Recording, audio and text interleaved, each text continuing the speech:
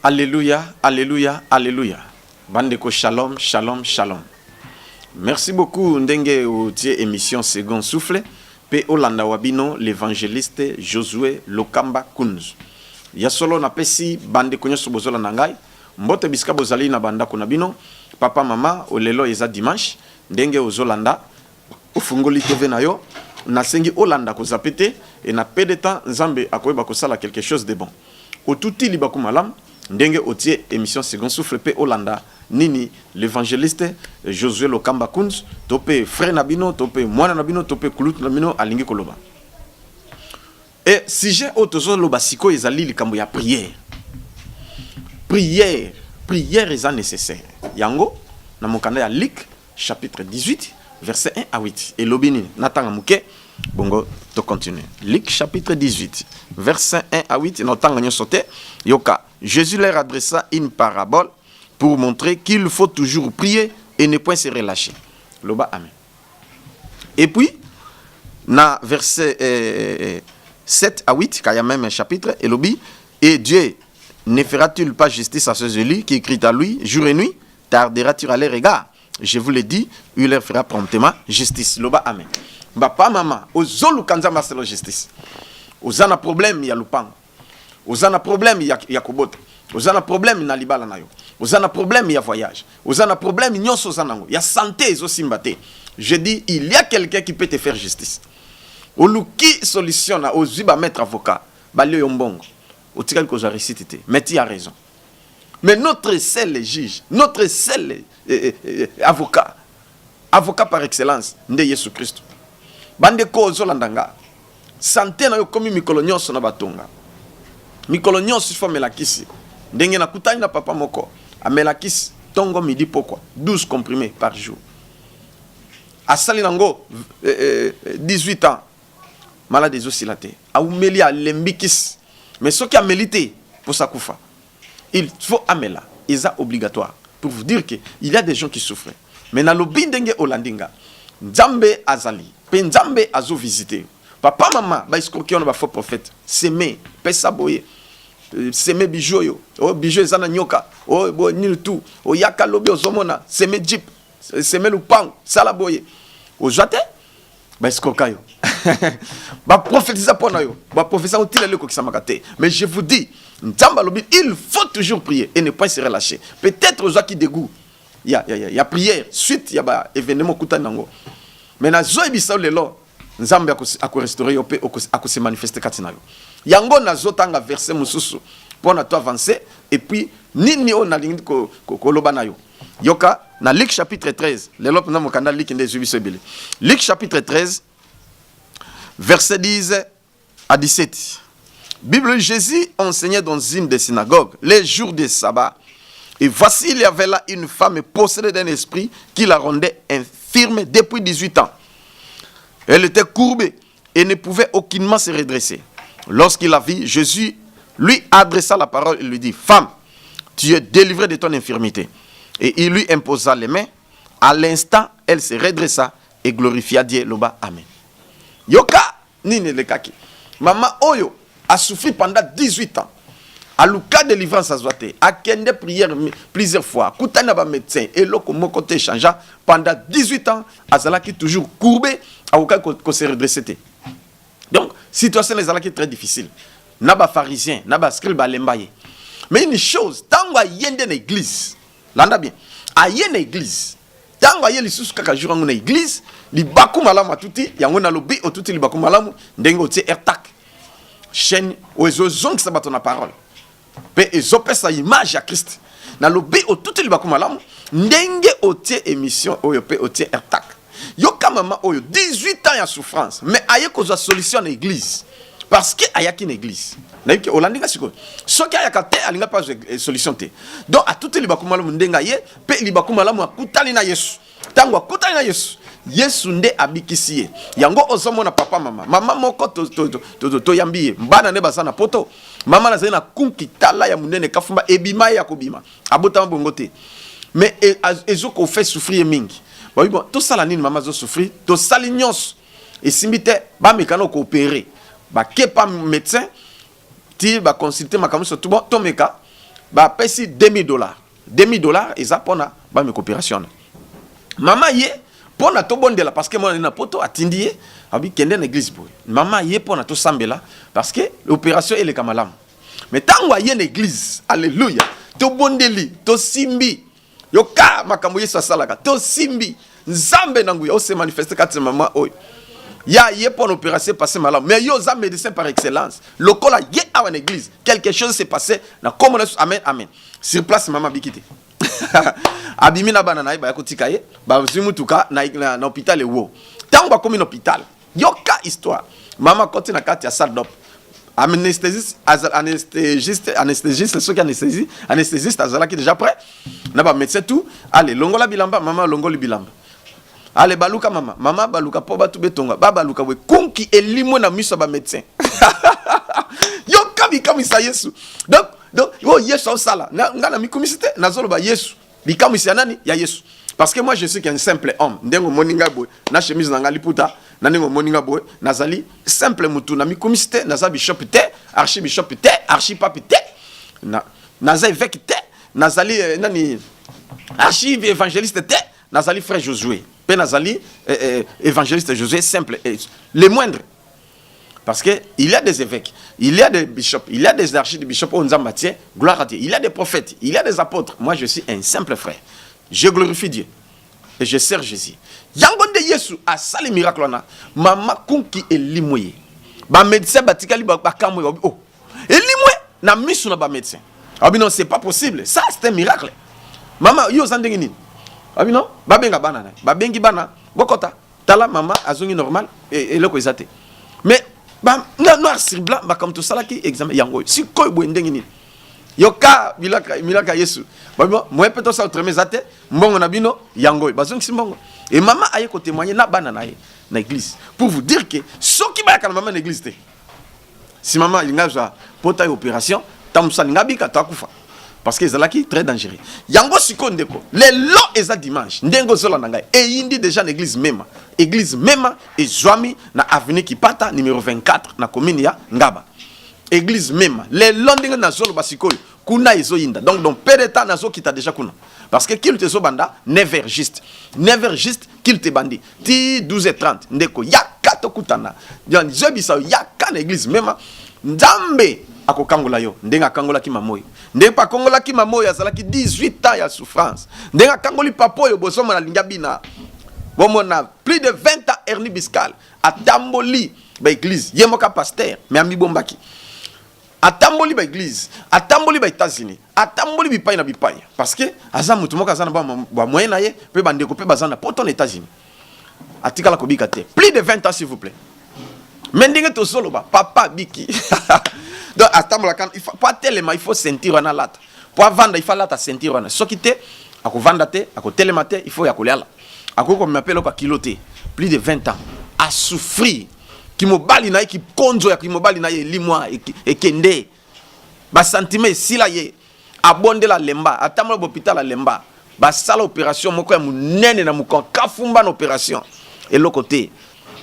Mais tango batindi na bandeko yemoka landi nano émission ndingo zolanda abite na kende nano assez camouflé aye na église avandi na ban lokola mondimi nyonso nizo kaza mosala nzambe tala nzamba zali papa se camouflé ti tango tokutani to bondeli nzambe sur place na nzamba lobi na ngabi yo za na sentir na loketo ozana problème longola yango ay papa suna longoli mais na kovanda te na kobi bon ndeka kolobi na longola na zolongola papa tomboli chemise afungoli tala kafumba na ceinture lata alongoli yango mais tanga longoli omoni miracle bolanda nini onzamba zo sala comme ça tozonga na église même c'est parti Lokumu Simon papa Lokumu Simon on va dire oui papa Lokumu na bandi na Salabamba so combien de na Ngaliema na combien yo na landaka yo mingi na YouTube te nyonso te yaka ebele zali enregistré pour te na yo que la yo comme si vous allez pembeni nanga amen pour comment nanga ila sika oyo tango na moni oyo eleki oyo natali na lobité il faut na comme place bien aimé dans le Seigneur Bible et lobby oyo akutani na musali na Nzambe akozonga ndinga yaki yenda akutani na Yesu mais ngai nakutani na ye ko Petero akutanaki na Yesu et moi je na temple ekutani pe na Petero ngai nakutani sikoyo na ye amen nakoki jamais kozonga ndenge na yaki alléluia yango nasali na hernie discale je peux dire que plus de 20 ans wow alléluia basali ngai opération soki na fongoli awa bokomona pota elongwe na mokila awa ki awa oh là là erreur na mbiki sakate et puis naye kozwa arthrite oyo babengi arthrose ezali ba cartilage ebandi kosila na age na nga cartilage ekokosila te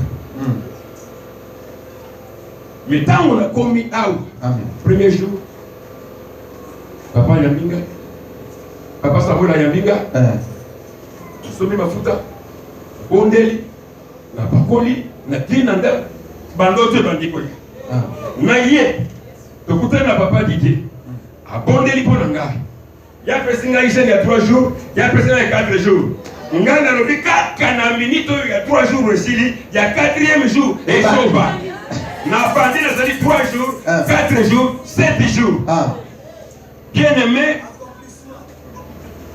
musali na Nzambe aye kosimba ngai alobi on donne ce qu'on a amen ngongi ya mafuta amelisi ngai ebandi kotravailler nazali awa nazali na onction moko impossible nazali na onction moko impossible na oyo nyonso bazali mpo na ngai nabandi kobikisa bato kona bato bakufi nanu nakomi awa te toyebake oza mosala Nzambe Yesu mkolo nayaki mpo koconfirme ngai si je suis un homme de Dieu ou pas la grande surprise ya confirme ngai nanu nayebi c'était je suis tel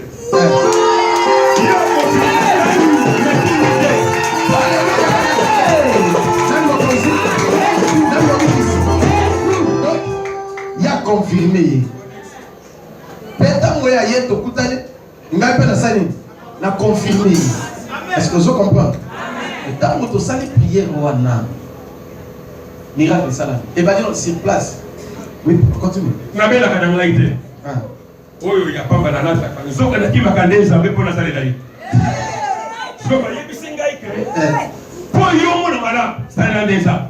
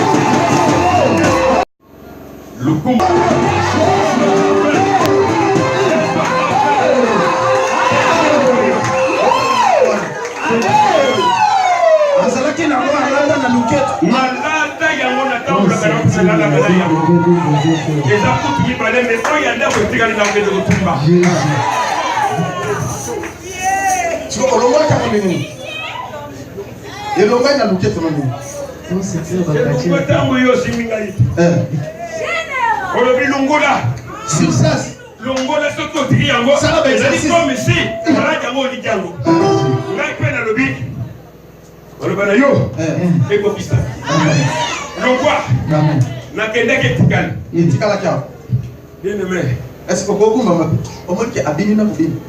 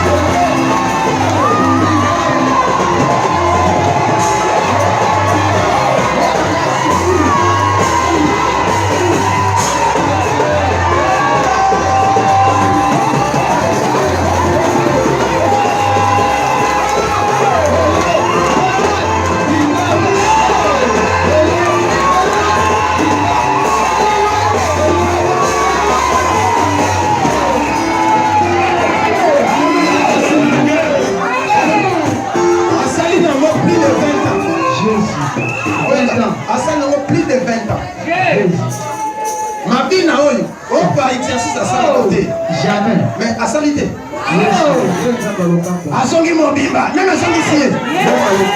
Alléluia. Mais eloko moko alobi ke onction elati. Basaka katobonde lipone awa. Ils allaient vendredi non? Vendredi. Lelo mokolo ni. Dimanche. Nadina mokili yo sambe. Ayeli biki sambe. Yeke meki na motele sambe. Ayeli ko la motele sambe. Nadina mokili yo sambe.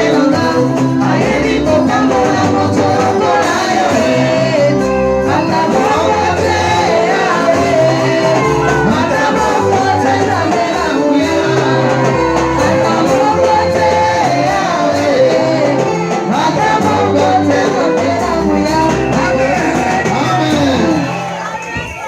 Il que ça n'est pas la confiance parce que tu vas sentir que ton a kingo ton a makolo ton va belle malade et oumé la kokoloba ni na mona ba tu témoigner na témoigner yes les lots tournent là il y a pour témoigner pour le monde il y a la télévision le monde la bilili nyo so na témoigner bien aimé azara na témoigner et besikiao to isukiao nini oyo na moni ezali ko yekupisi ko za ko moyanga ready so ko appelle la cité papa bisika lo ko papa ngai pe na lingi na témoigner naza na sentir elongwa kate na bi lelo ezolo kasiko alléluia amen a témoigner yo pas ko témoigner na kombo na Yesu amen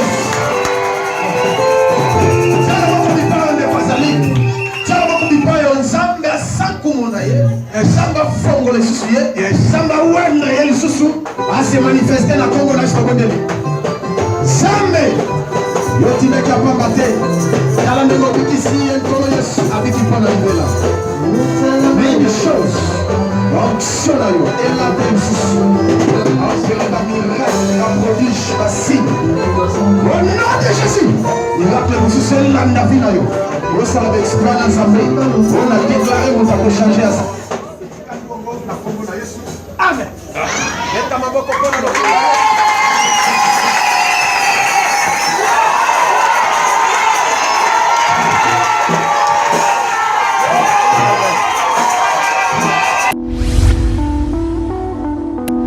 Bien aimé au Bozolanda, ndenge tozoloba na mama wana na tata wana bozomo na ba miracle mama moko auti kingasani nini na kimbanseke likolo vimba namba suti koma lokola nzoko likola nzoko mama tambola kate douleur ya kusakana te mais baye difficilement balandika kandengo zolanda tango baye metobonde nzambe na kati na église tala mama ninga a témoigner mama zokima na bambango likolo zongi ndenge zalaki pote kauki pour vous dire que Dieu est vivant. De konanga kola la terre, de konanga ko kanga motema te. Soki ata ozalaki na posa ko ya église te, ezaba démon. Balinga kabatia butu bolembu. Jour lingo zo miracle ya tie bolembu.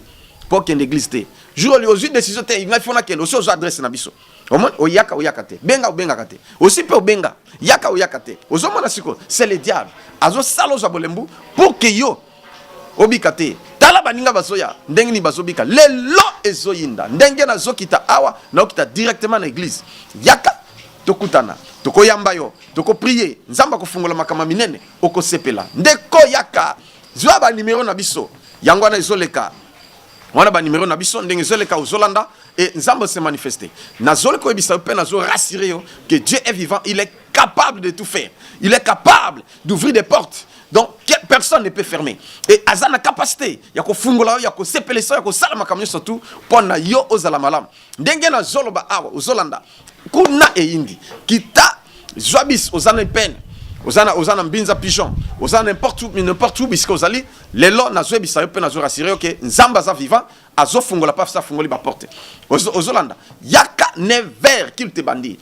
Et jusqu'à 12h30 et à partir de 12h30 na bandi ko yamba mais il faut comme à 9h au komisi kombo na yo so komisi kombo to ko yamba yo bien aimé yaka nzamba zali yaka okombo na loboko na nzambe ngana lobi nzambe ndei kombo na Yesu Christ otozo salela a se manifester katina yo ombo na bikamu ici landa témoignage lisusu ya mama wana et puis tozonga lisusu na katina régie to continuer pona nzambe se manifester sur kati na bino. Comment on peut ovadi wapi? Kombo la ngai mama Kumbu na vandi na commune ya Nsele na nzela ya Dingidingi. Na nzela ya Dingidingi. Na nzela ya Dingidingi na njili. Okomi ya ndenge? Na komi awa na ndaki information oyo na kati ya radio. Na radio. Potango nyonso na fungula radio na ngai butu nyonso. Alandi mateya oyo bopesa. Jour à l'été, babinga na ozanga te. L'été ozalaki awa. Nazalaki awa. Avant l'été kutu nazalaka pela vendredi. Vendredi na l'été ozalaki. Nazalaki awa. Siko nzamba sali mipona no. Nzamba sali pona nga po lokolo o na sali 16 ans. 16 ans. Na page. Merci moyo. Na fongo na suba douleur na bala ko mona te bala. Elle a présenté. Bala ko komaki awa. Bala ko na 16 ans. C'est depuis 2001. 2001. Ti nzamba bixio awa. Abixi ngai awa. Efata. Na sanda esengo okona sanda esengo. Non mais faut pas bouger le col comme la personne. Na ko ki mambango lelo kutu na yema. Mais kana ko ki matoka la maman.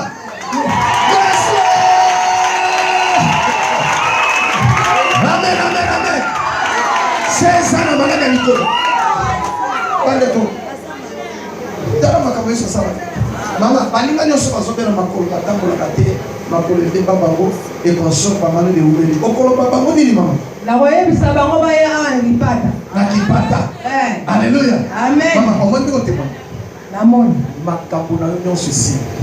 Na kolo oyo couleur bela. Amen. Oyo bakana kiyo. Yeso ke la bango. Amen. Au nom de Jésus, au vivre miracle ensemble na kombo de Christ. Amen. Amen. Voilà. Bolandi déjà maman na.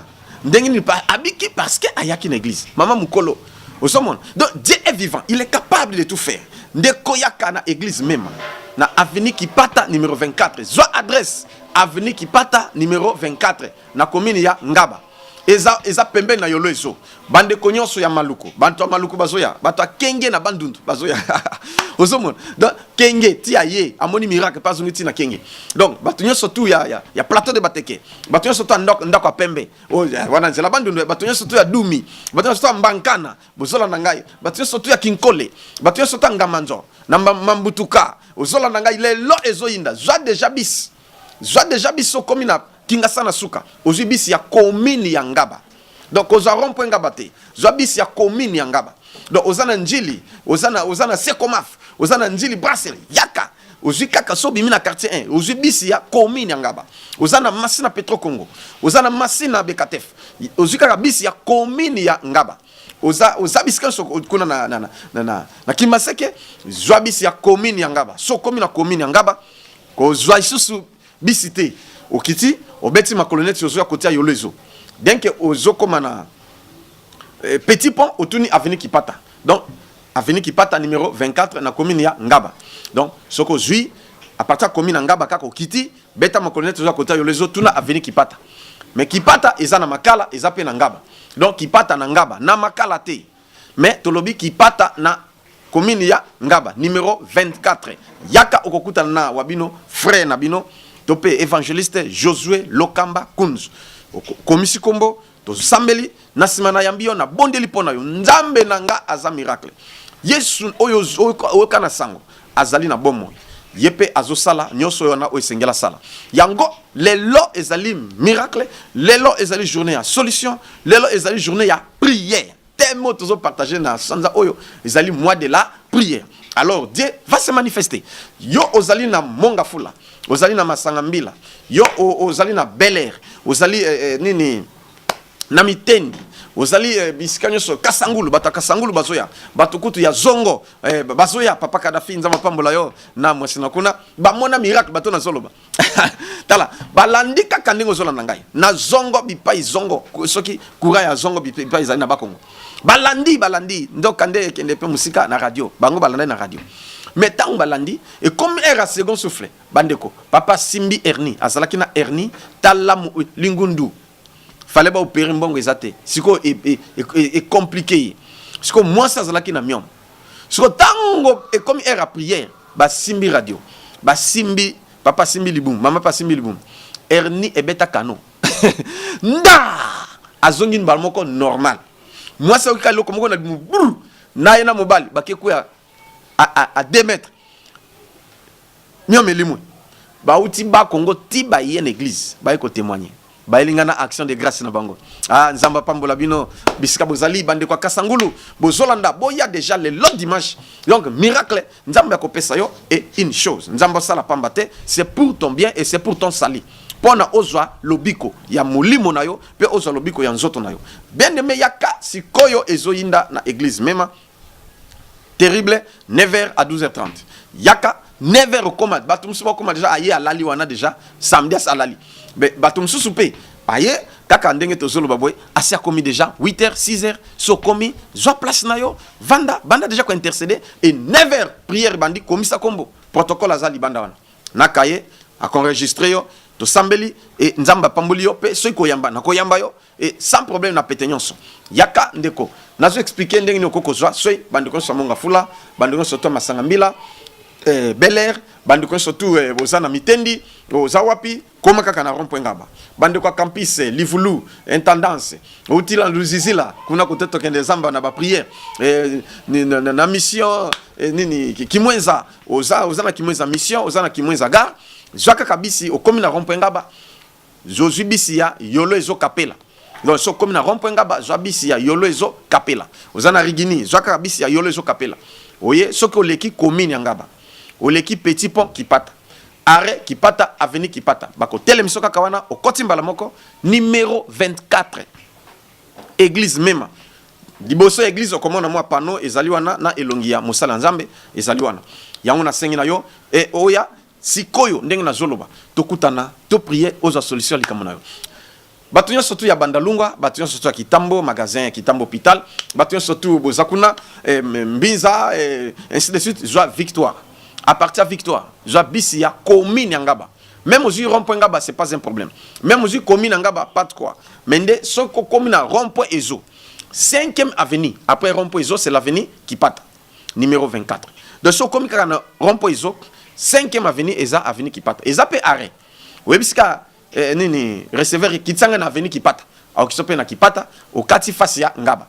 Yom tozana Barumbu, ozana commune Kinshasa, ozali na Gombe bisikanye surtout bozali kuna zwa bisika ka ya rond-point ngaba topé commune ngaba ce boleki yolezo même chose 5e avenue c'est l'avenue qui pata au kiti au kati face ngaba avenue qui pata numéro 24 na commune ya ngaba yakatoko yambayo kilte sie bandi ndeko yonde oza un peu distrait profiter tango maizo ninga na profiter yesu tango sakoya ne lobby yo siko kotika la bongo na mikumba na yo ainsi de suite donc il faut aux solutions deuxième chose et sengeli sali aux lobiko aux musulmans, aux kimbangistes, aux orthodoxes, aux catholiques, aux tam supo sambe la kanote. Occasion yango yo nazo lancer appel yakato kutana. Dieu est pour tout le monde.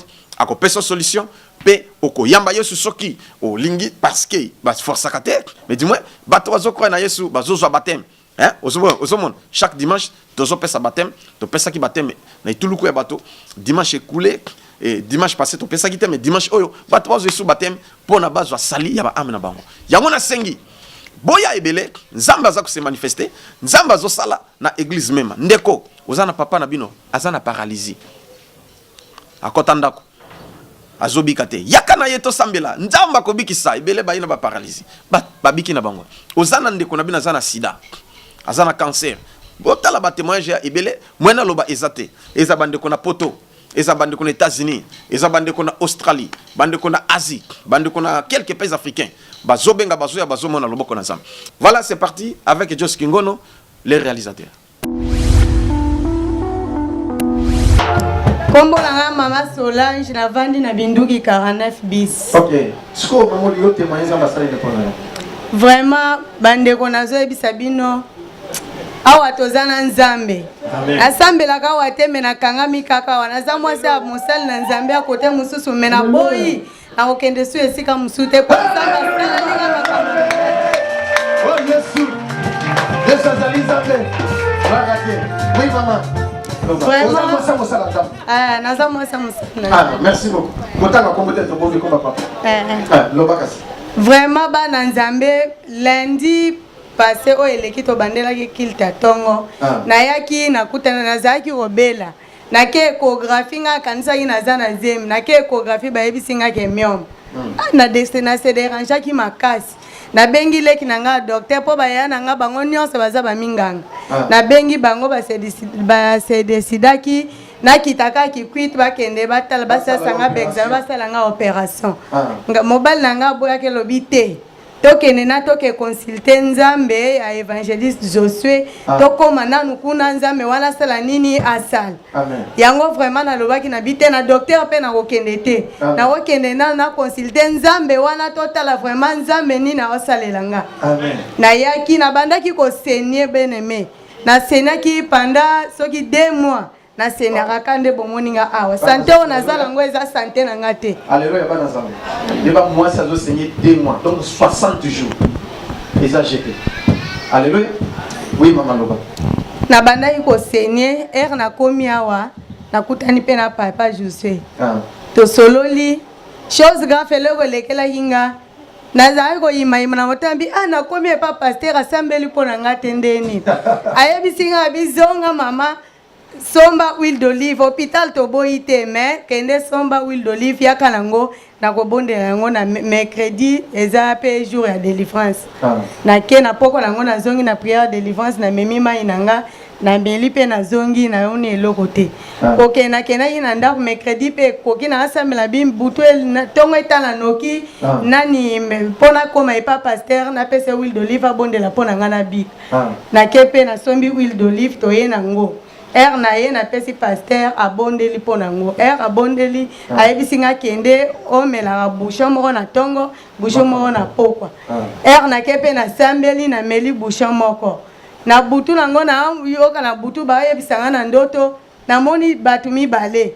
bazebisa nga bi omoni huile wana zwaka ngo pe chaka nango na maya kosokola chaka ngo na maya kosokola 2 bouchons siko na omono ndige de tolo ndige so nini mais ba omona na mai huile na vandi pe na butu nango to komika na melika huile wana nde papa lobaki to komi 3 heures ba na nzambe na yoka eloko moko ebi na yoki nanu na yoki libumu pasi pasteur aya simba bondeli pa nzamba Josué vraiment papa wa zo sambela pona batebele oya nga bika te ebiseka ozawa pe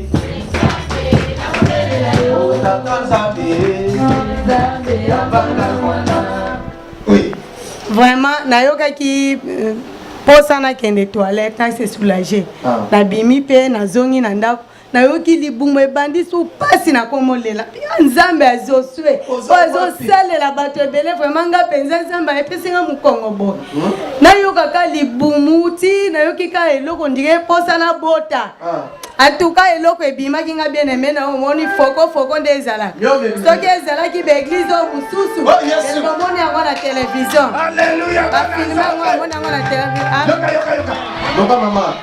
nayokaki ka mbala moko ebimi nayoki ondike na boti omoni soko oboti nde libumu nde ezalaka douleur nyonso mpasi nyonso ebosalinga nayoki pongi nalali na ntongo nango pasteur alamuki abite nga nake prière ya oyo tozolanda semaine ya semaine po azolanda mpe bapriere alobi apesa esengaki epa na église alobi antukanga mikolo obotika nga na olanda nanu mateya na papa na nga kuna ifale nalanda ifale nazwa eloko oyo nga na oluka yango wana azolanda bapriere nga mpe banda wana bandaki koyoka soni na kotémoigne nazoka moko dute nabi asoni na témoigne elimwe papa obwaki yango nabwaki yango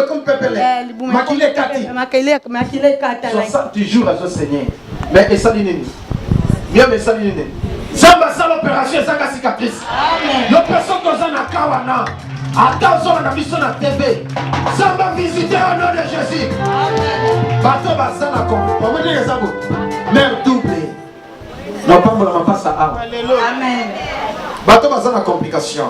Oignon, on va opérer. On va ça la bonne. On va se saigner pendant ce qui va mourir la bonne. Au coloba bangonini maman. En tout cas totika zango te toya nazwaki ku décision ifona mema bato awa. Alléluia. Ifona na vandika na kiti wana en tout cas nazala batebele na te yaka bazotelenga na isika kosambeliza te na mema bango pe pa na biso te. And azui décision à partir ya lelo. Lobi na banda musala nde papa lobi to témoigner to tambola to te abaninga to mema bango pe ba Zande na Mouya, Djengo témoigner à Bikisio, à fond de la paix. Amen, amen. Voilà, Nasalia Wana, elle est voici. C'est vrai. Comment on a mis au Vadiwapi? Comment on a Stère Bibiche na Vandi? Stère Bibiche na Vandi à Kisensu. Vandi à Kisensu. So, comment on a mis? Nalandaki okana nzela radio. Olandaki na radio. Mais oye a. So, les témoigner ça va ça ni pour elle. Nangina témoigner Nzambe pour la souffrir mingi na maladie en PC une année 3 mois. Na malade en PC une année 3 mois mutu a bela en PC a ebi pasi wana buto olala te na moi ipo olala te. Na kenda ba hôpital na sasa ba examen comme na point ku ba minga ka balobi makila e baby. Ba mo ba makila na nga eza na sida. Tana ekolando na radio traitement tema lemba kinga bi papa. Omoni pasteur on a landi tema kenda kana ba fille de Saré pasteur Sony la landa pe papa o mingi na radio tika toke ko mega pe Nzambe o lokwa minga ngape ba lembi. Oh oza ba sir ba kuna so toke ko bika. Oh toke na kuna na église moko batanga o pe yeba ni pe kaka. Toke na pe kuna so so ba fiche ba teka so ba mungu wa mai kendeka ko sokola nga ndengo kei. Na ba mai ba teka $20 eloko. Na kenda na soko na sela na ba mai sto na ba mabele so ya nkamba. Papa esale eloko te pasi yeli suma kasi. Tant doye a le premier jour ya mbanga obina sa jeune il y a 2 jours. Tant on a sa jeune il y a 2 jours pasi yeli suma kasi. Na zongi isusu nga bina olemba pete ka Nzambo watu wa témoigner la même ngape tina ko témoigner kaka. Deuxième jour na yeli suna kutena prophète alendi singa lobika Nzambo ozoyela awa. Suka o ko témoigner kaka. Na yeli suzo bisinga bakisa 3 jours. Na bakisi sous 3 jours ngabi yango Nzambo ngazo mona ngate. Na zoya batu bazobika bazo témoigner wanga na ko témoigner mukolo nini. Na zonga subo bilanga bakisa sous 2 jours. 2 jours du temps na kebo premier jour boy passer ma kasina la na butu na olala te ka bandoto mabe butu mota na ego lala boye na bizambe jeune on a sali lelo eza esuka so na bigite na okeli so église te deuxième jour mo kwa suka na nga jeune bona ta boye 14 ndongo te kana radio nga bika lelo Nzambe wa souffle ka second souffle atana nzela radio nga lelo na dona zo second souffle kana kaja chambre ndena za papa tango ko banzika mateya tango o souffla ka banzi nzembo oyo oyemba mingi so banzi o système yango wana tango banzika nzembo wana bona sentina banzi ko trembler na chambre quand na bande ko sambela na banzi ko anda prière no wana na banzi ko parler en langue na chambre téléphone yekuwe na ebebe soute na kati ya chambre tango aussi si mo mabiso ayebe ta porte o bande ko parler en langue bina yebi tena ta téléphone ko mi de ana se la butu boye banda butu wana tilelo PCB ekenda lelo na laki pe na parole belo pete nani bakosi nani nzambe watu esi oye yo kwa watu mbali nayo azali mbali nayo c'est donc souffle alléluia nzambe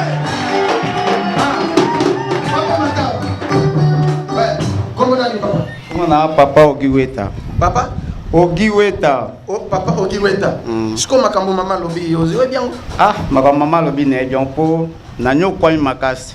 Na dépenser mbongo ebele une année 3 mois ebele mbongo ebimaki. Amen. Njoto nyo se bebaki mai na mai comme na niveau ka mela poison. Na esembi ko mela poison te na kolemba otenga na luka mbongo.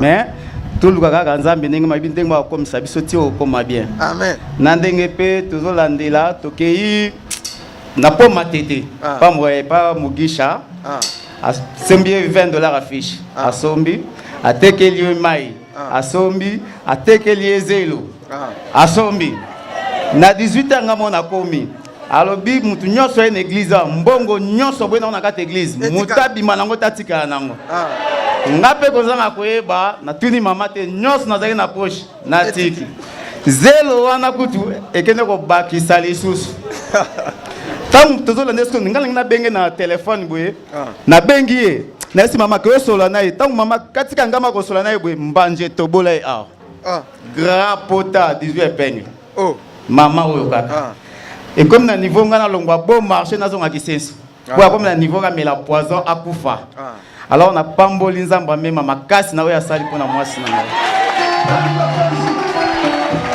Alléluia. Alléluia.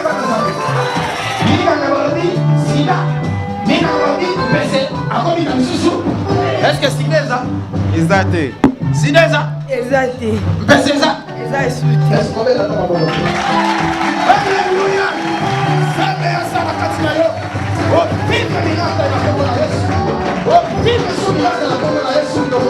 Amen.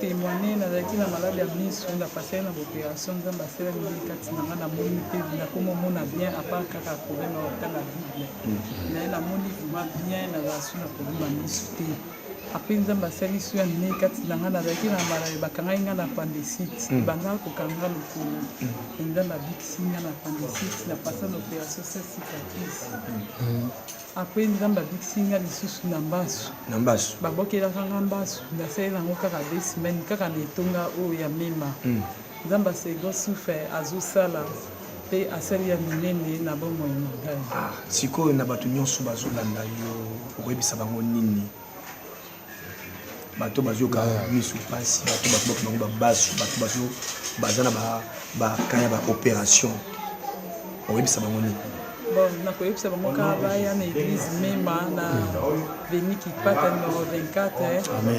baya kolongia nzambe bamona monene ya nzambe bamona bamiracle oyo ezosopere na kati ya etonga oyo amen. Voilà, mes bien-aimés, ndenge bolandi wana nazana mingi te. Nangina bondela, pongana okita siko l'église. Tokutana, c'est le dimanche. Au moins siko mamoyo, abikaki les jours ya sabbat. Bon, biso ipana biso sabbat et comme dimanche, et ça la samedi mais et comme pour na biso et comme dimanche. Yaka tokutana parce qu'on ne travaille pas le dimanche. Viens à l'église et nzamba ko se manifester. Et nasina pesi ba adresse surtout église mema et Zwamina veni kipata numéro 24 na commune ya Ngaba. Voilà, c'est parti. Ndenge tozo kende pona to chité. Bien numéro na biso yangwana. Adresse soko zwaki bien te yangwana pesa au bas de l'écran et to sambela nzambe a se manifester. Pona zoki ta déjà kuna to kutana nayo nzambe agir. Sala kaka neto zo simbanga. Ata o toucher PTVT. Mais yo sala kaka neto zo simbanga si tu es malade, tu touches là où tu es mal.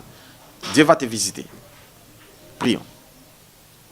Nzambe yo yaki pona ko sauver et non pona ko perdre. O yaki nkolo nzambe pona ko pesa vie et une vie abondante. C'est pourquoi Seigneur, au pesi pe biso mission oy. Oyo sala ki biso peto sala yango. Au nom de Jésus, banana nzambe bo se retrouver. Ndengo zolanda ngai, onction ya nzambe et traverser ba honte et bi ki so biskozali. Au nom de Jésus, lève-toi et marche. Au nom de Jésus, soko telemaka telema tambola. Au nom de Jésus, soko liaka te nzambe pe so appétit. Et malade non se tungisio et li moyo na komonage. Papa merci, comme c'est le dimanche. Tokutana ensemble, to prier pour se manifester. Au pouvoir na besoin banana yo. Au nom de Jésus, vous avez un problème. Ezala visa, ezala mbongo, ezala musala, nzamba pe son solution. Kaka ndenge na zoloba, on se retrouver au nom de Jésus. Atana tangi likombo na ote men nzamba ibi yango oza solution. Na kombo na Yesu.